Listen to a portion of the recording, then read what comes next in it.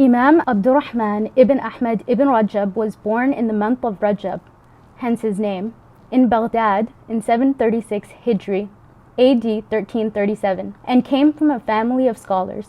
Ibn Rajab at a young age traveled with his father to many cities of learning, including Damascus, Jerusalem, Mecca, and Egypt, before returning to Damascus.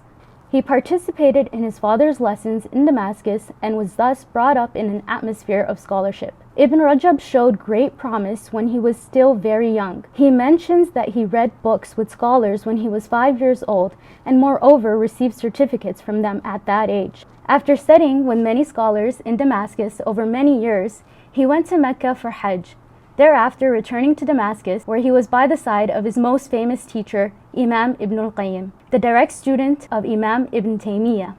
Ibn Rajab remained indebted to both Ibn al-Qayyim and Ibn Taymiyyah in his scholarship.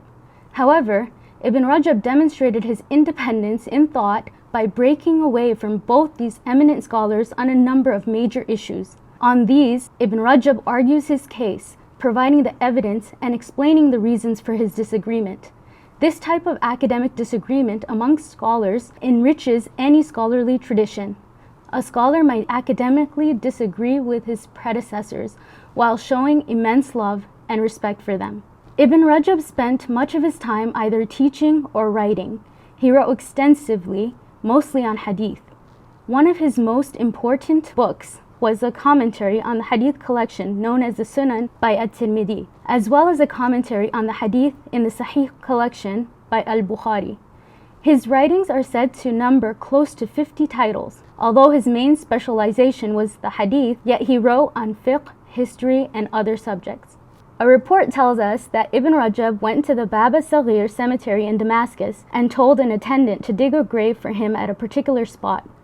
When the grave was dug, Ibn Rajab went inside the grave and lay in it, and complimented the attendant for his work. It was only a few days later that he was brought dead to that very grave. He continued to write his books and teach his students until his death in the month of Ramadan in 795 Hijri.